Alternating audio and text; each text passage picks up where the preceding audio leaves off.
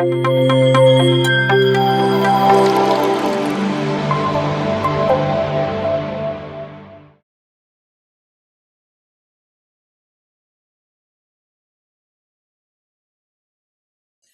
ಹೆಸರು ಶಕುಂತಲ. ಮೈಸೂರಿನಿಂದ ಬಂದಿದ್ದು ವಾಕಿಂಗ್ ಬರುವ ಹೊತ್ತಲ್ಲಿ ಅಲ್ಲಿ ಚನ್ನಬಸವ ಸರ್ ಬೋರ್ಡ್ ನೋಡಿದ್ವಿ, ಗುರುಗಳ ಬೋರ್ಡ್ ನೋಡಿದ್ವಿ. ಇಲ್ಲೇನೋ ಧ್ಯಾನ ಇದು ಬೋರ್ಡ್ ಇದೆ ಅಲ್ವಾ ಅಂತ ಪಿರಮಿಡ್ ನೋಡಿದ್ವಿ.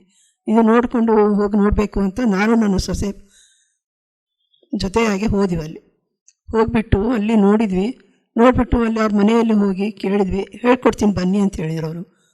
ಆಮೇಲೆ ಹೋದ್ವಿ ಅವ್ರ ಮನೆಗೆ. ಹೋಗ್ಬಿಟ್ಟಿಂದ ಅವರು ಹೇಳಿದರು ಕೂತ್ಕೊಳ್ಳಿ ಹೇಳ್ತೀವಿ ಎಲ್ಲ ಅಂತಂದು ಪಿರಮಿಡ್ ತೋರಿಸಿದ್ರು. ಅಲ್ಲಿ ಹೋಗಿ ಕೂಡಿಸಿದ್ರು. ನಮಗೆ ಕೂಡಿಸ್ಬಿಟ್ಟು ನೀವು ಸ್ವಲ್ಪ ಹೊತ್ತು ಕೂತ್ಕೊಳ್ಳಿ, ಏನಾಗುತ್ತೆ ನೋಡಿ, ಆಮೇಲಿಂದ ನೀವು ಅನುಭವ ಹೇಳಿ ಅಂತಂದರು. ನಾವು ಫಸ್ಟ್ ಟೈಮ್ ಕೂಡೋದು, ನಮಗೆ ಗೊತ್ತಿರಲಿಲ್ಲ, ಹೇಗೆ ಕೂಡೋದು ಅದು ಗೊತ್ತಿರಲಿಲ್ಲ ನಮಗೆ.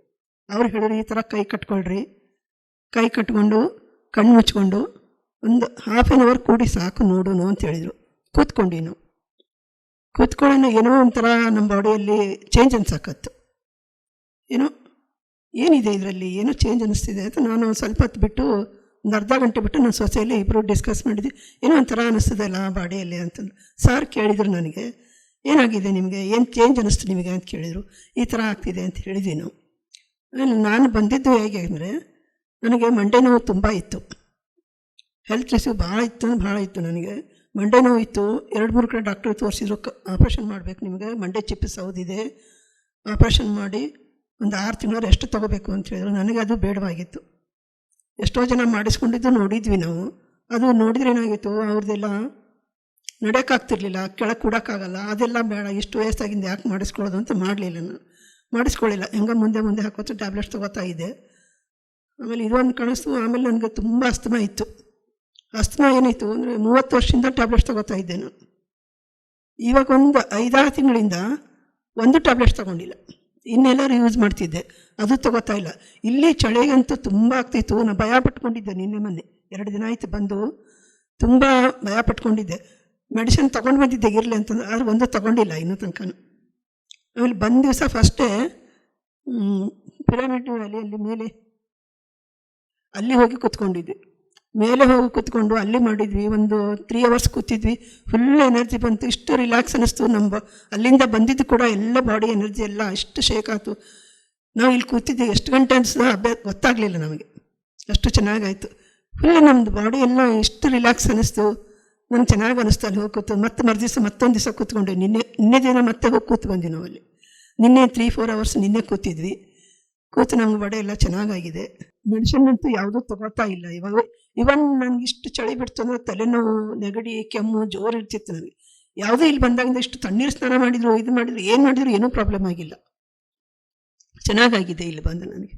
ಚನ್ನಬಸವ ಸರ್, ಅನಿತಾ ಮೇಡಮ್ ತುಂಬ ಹೆಲ್ಪ್ ಮಾಡಿದ್ದಾರೆ. ನಾನು ಕೂಡೋಕ್ಕಾಗ್ತಿರ್ಲಿಲ್ಲ. ಕಾಲು ಹಿಂಗೆ ಕಟ್ಕೊಂಡು ಕೂತ್ಬಿಟ್ರೆ ನನಗೆ ಮಂಡೆ ನೋವು ಬರುತ್ತೆ, ನಾನು ಕೂಡೋಕ್ಕಾಗಲ್ಲ, ನಾನು ಬಿಡ್ತೀನಿ. ಆಮೇಲೆ ಬೆನ್ನು ಅಂತೂ ತುಂಬ ಬರ್ತಿತ್ತು, ಕೂಡೋಕ್ಕಾಗ್ತಿರ್ಲಿಲ್ಲ ನನಗೆ. ಅದು ಬೆನ್ನು ಬಂದ ತಕ್ಷಣ ನಾನು ಕೂಡೋಕ್ಕಾಗಲ್ರಿ ಸರ್, ನಾನು ಬಿಟ್ಬಿಡ್ತೀನಿ, ನಾನು ಸೊಸೆ ಕೂಡ್ಲವಳು, ನಾನು ಬಿಟ್ಬಿಡ್ತೀನಿ ಅಂತ. ಇಲ್ಲಮ್ಮ ನೀವು ಕೂಡ್ರಿ, ಅರ್ಧ ಗಂಟೆ ಕೂಡಿ ಅಂದರು. ಕೂಡ್ತಾ ಬಂದೆ. ಈಗೆಲ್ಲ ಫುಲ್ ಎಲ್ಲ ವಾಸಿಯಾಗಿದೆ. ಬೆನ್ನೋವು ಇಲ್ಲ, ತಲೆನೋವು ಇಲ್ಲ, ಮಂಡೆ ನೋವಂತೂ ಫುಲ್ ವಾಸಿಯಾಗಿದೆ. ಇಷ್ಟು ದೂರ ನಡೆಯೋಕ್ಕೂ ಆಗ್ತಿರ್ಲಿಲ್ಲ ನನಗೆ. ಮಲಗಿದ್ರಂತೂ ಒಂದು 4 kg ಯಾರಾದರೂ ಹಿಡ್ಕೊಂಡು ನಡೆಸ್ಬೇಕು, ನನಗೆ ಅಷ್ಟು ಕಷ್ಟ ಆಕಿತ್ತು. ಇವಾಗೆಲ್ಲ ವಾಸಿಯಾಗಿದೆ ನನಗೆ. ಈ ಧ್ಯಾನ ಮಾಡೋದ್ರಿಂದ ಮೆಡಿಸಿನ್ ಬಿಟ್ಟೆ ಮೇನು. ಆಮೇಲಿಂದ ಇದರಲ್ಲೇ ಇಷ್ಟಿದೆ ಅನ್ಬೇಕು, ಇದನ್ನ ಯಾಕೆ ಮಾಡಬಾರ್ದು ಇನ್ಮ್ಯಾಗಿಂದ ಮೆಡಿಸಿನ್ ತೊಗೊಳ್ಳಬಾರ್ದು. ಇನ್ಮ್ಯಾಗಿಂದ ಧ್ಯಾನ ಮಾಡಿ ಸಕ್ಸಸ್ ಮಾಡ್ಕೋಬೇಕು ನನ್ನ ಜೀವನ ಎಲ್ಲ ಅನ್ನಿಸ್ಬಿಟ್ಟಿದೆ ನನಗೆ. ಮೆಡಿಸಿನಿಂದ ಏನಿದೆ ಇನ್ನು ತೊಗೊಳ್ಳೇಬಾರ್ದು ಮೆಡಿಸಿನ್. ಅದು ಊಟ ತಿಂಡಿ ನಾವು ಕರಡ್ ತಿಂತಿದ್ದಿಲ್ಲ, ಐಸ್ ಕ್ರೀಮ್ ತಿಂತಿರಲಿಲ್ಲ, ಕೋಲ್ಡ್ ಐಟಮ್ ಏನೂ ಮಾಡ್ತಿರಲಿಲ್ಲ ಅಸ್ತಮಾಯಿಂದ. ಇವಾಗ ಧ್ಯಾನ ಮಾಡೋಕ್ಕೆ ತಿಂದು 6 ತಿಂಗಳಾಗ ಎಲ್ಲ ತಿಂದು ನೋಡಿದೆ. ಏನಾರು ಹೆಚ್ಚು ಕಡಿಮೆ ಆಯಿತು ಅಂದ್ರೆ ಬಿಟ್ಬಿಟ್ರಾತು ಅಂತ ನಾನು ಈ ಥರ ಕೂಡೋಕ್ಕಾಗಲ್ಲ. ಸರ್ ಹೇಳ್ದೆ, ಇವತ್ತು ಐಸ್ ಕ್ರೀಮ್ ತಿಂದು ಬಂದರೆ ನಾನು ಹೇಳ್ತಿದ್ದವ್ರಿಗೆ, ನೀವು ಏನೇ ತಿನ್ನಿರಿ, ಏನೇ ಮಾಡಿರಿ, ಧ್ಯಾನ ಮಾಡಿರಿ ನೀವು ಅಂತ ಹೇಳ್ತಿದ್ರು. ನಾವು ಧ್ಯಾನ ಅವತ್ತು ಐಸ್ ಕ್ರೀಮ್ ತಿಂದಿಲ್ಲ, ಸಾಯಂಕಾಲ 1 hour ಕೂತ್ಬಿಟ್ರೆ ಫುಲ್ ರಿಲ್ಯಾಕ್ಸ್ ಆಗಿತ್ತು. ಅಯ್ಯೋ ಇವತ್ತು ತಿಂದು ಬಂದೆ, ಏನಾಗ್ತಿದೇನೋ ಅಂತಿದ್ದೇನೋ. ಆದರೆ ಏನೂ ಆಗಲಿಲ್ಲ ನನಗೆ. ಫುಲ್ ಮತ್ತು ರಾತ್ರಿ ನಿದ್ದೆ ಕೂಡ ಆಗ್ತಿಲ್ಲ. ಅದೇ ಬಡಬಡಿಕೆಗೆ ನಿದ್ದೆ ಬರ್ತಿರಲಿಲ್ಲ ನನಗೆ. ನಿದ್ದೆ ಬರಲಿದ್ರು ಕೂಡ ಅದು ಧ್ಯಾನ ಮಾಡಿಬಿಟ್ಟು ಮಲ್ಕೊಂಡ್ಬಿಟ್ರೆ ಫುಲ್ ರಿಲ್ಯಾಕ್ಸ್, ನಿದ್ದೆನೂ ಬರ್ತಿರ್ಲಿಲ್ಲ ಮೊದಲು ನನಗೆ. ಅಸ್ತಮಾಯಿಂದ ಭಾಳ ತೊಂದರೆ ಇತ್ತು ನನಗೆ. ಆಮೇಲೆ ಮಲ್ಲಿಗೆ ಹೇಳಕತ್ತಿಂದು ಅಸ್ತಮಾ ಧ್ಯಾನ ಮಾಡಿಬಿಟ್ಟು ನೀವು ಮಲಗುವಾಗ ಒಂದು ಅರ್ಧ ಗಂಟೆ ಧ್ಯಾನ ಮಾಡಿಬಿಟ್ಟು ಮಲ್ಕೊಳ್ಳಿ ಅಂತಂದರು. ಆಯಿತು ಅಂತಂದು ಧ್ಯಾನ ಮಾಡಿಬಿಟ್ಟು ಮಲ್ಕೊಂಡ್ಬಿಟ್ರೆ ಫುಲ್ ಬೆಳಗಿನ ತನಕ ಎಚ್ಚರ ಇರಲಿಲ್ಲ ನಾವು.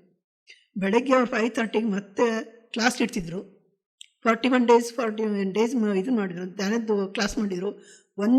ಒಂದಿನ ಮಿಸ್ ಮಾಡಿದೆ ಕೂತೆ ನೋಡಿ, ನಾನು ಫುಲ್ ಆರಾಮಾಗಿಬಿಟ್ಟೆ. ನನಗೆ ನಮ್ಮ ಮನೆಯಲ್ಲಿ ಎಲ್ಲರೂ, ಈಗ ನನ್ನ ಮೊಮ್ಮಕ್ಕಳು, ನನ್ನ ಸೊಸೆ, ನಮ್ಮ ಮನೆಯವರು ಇವಾಗ ಬರ್ತಾ ಇದ್ದಾರೆ.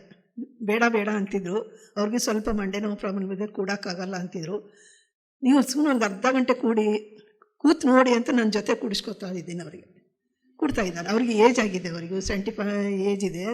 ಅದು ಕೂಡ್ತಾರೆ ಅವ್ರು, ಇನ್ನೇನು ಸ್ವಲ್ಪ ಕೂಡ್ತಾ ಇದ್ದಾರೆ. ನೀನು ಜಾಸ್ತಿ ಹೊತ್ತು ಕೂಡ್ತೀಯಾ, ನಾನು ಕೂಡೋಕ್ಕಾಗಲ್ಲ, ನನಗೆ ಎದ್ದು ಬಿಡ್ತೀನಿ ಅಂತ. ನಿಮ್ಗೆ ಎಷ್ಟು ಆಗತ್ತೆ ಅಷ್ಟು ಕೂತ್ಬಿಟ್ಟು ನೀವು ಮಲಗುವಾಗ ನಿಮ್ಮ ಪಾಡಿಗೆ ನೀವು ಏನೂ ಹಾಕೋಬೇಡ್ರಿ, ಮ್ಯೂಸಿಕ್ ಹಾಕೋಬೇಡ, ಏನೂ ಬೇಡ, ಹಂಗೆ ಕೂತ್ಬಿಟ್ಟು ಮಲ್ಕೊಳ್ರಿ ಅಂತ ಹೇಳಿದ್ವಿ. ಆಯಿತು ಅಂತ ಆ ಥರ ಮಾಡ್ತಾಯಿದ್ರೆ ಈಗ ಎಷ್ಟೋ ವಾಸಿಯಾಗಿದೆ ಅವ್ರಿಗೂ. ನನಗಂತೂ ಫುಲ್ ಹೆಲ್ತ್ ಎಲ್ಲ ಫುಲ್ ಇಷ್ಟು ರಿಲ್ಯಾಕ್ಸ್ ಆಗಿದೆ. ಎಲ್ಲೆಂದೆಲ್ಲಿ ಹೋಗಿ ಬರ್ತದೆ. ನನಗೆ ಒಂಥರ ಈ ಥರ ಮಾತಾಡೋಕ್ಕೆ ಸುಧಾ ಭಯ ಆಗ್ತಿತ್ತು. ನನಗೆ ಎಲ್ಲಿ ಮಾತಾಡ್ತಿರ್ಲಿಲ್ಲ, ನಮ್ಮ ಮನೆ ಬಿಟ್ಟು ಹೋಗ್ತಾ ಇರಲಿಲ್ಲ ಆಚೆ. ನನ್ನ ಸಂಸಾರ ಆಯ್ತು, ನಾನಾಯ್ತು ಅಷ್ಟೇ ಇದ್ದೆ. ಹೊರಗಿನ ಜಗತ್ತು ನನಗೇನೂ ಗೊತ್ತಿರಲಿಲ್ಲ. ಇವಾಗ ಎಲ್ಲ ಹೊರಗಡೆ ಬಂದು ಸ್ವಲ್ಪ ಮಾತಾಡ್ತಾ ಇದ್ದೀನಿ. ಅನಿತಾ ಮೇಡಮ್ ಅಂತೂ ಮಾತಾಡ್ರಿ, ಬಾಯಿ ಬಿಡ್ರಿ ಅಂತ ಹೇಳ್ತಿದ್ರು. ಅವ್ರು ಅಷ್ಟು ಕೂಡ ಹೇಳಿದ್ದಾರೆ ನನಗೆ. ಅವ್ರು ಮಾತಾಡ್ತಿದ್ರು, ಅವ್ರು ಎಲ್ಲ ಕಡೆ ಮಾತಾಡ್ರಿ, ಹೇಳ್ರಿ. ಈಗ ಅವ್ರ ಜೊತೆ ನಾನು ಎಲ್ಲ ಕಡೆ ರ್ಯಾಲಿಗೆ ಹೋಗ್ಬೇಕಂತ ಮಾಡಿದ್ದೀನಿ. ಇಷ್ಟು ಧೈರ್ಯ ಬಂತ್ರ ನಿಮಗಂತ ಕೇಳ್ತಾರೆ ಅವ್ರು ಇವಾಗಲೂ.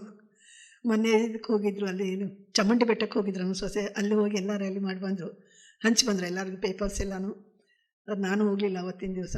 ಇನ್ನೊಂದು ದಿವಸ ಹೋಗೋಣ ಅಂತ ಹೇಳಿದ್ದಾರೆ. ಅವ್ರ ಜೊತೆ ಹೋಗಿ ನಾನು ಮಾಡಬೇಕಂತ ಮಾಡಿದ್ದೀನಿ. ಹಾಗಾಗಿ PMC ಒಳಗೆ ಬುಕ್ಸು ಮತ್ತು PMC ಚಾನಲ್ ಒಂದು ಬಿಡಲ್ಲ. ಎಲ್ಲನೂ ಯಾವಾಗ ಟೈಮ್ ಸಿಗ್ತೈತೆ ಅವಾಗ ನಾನು ನೋಡ್ತಾನೆ ಇರ್ತೀನಿ.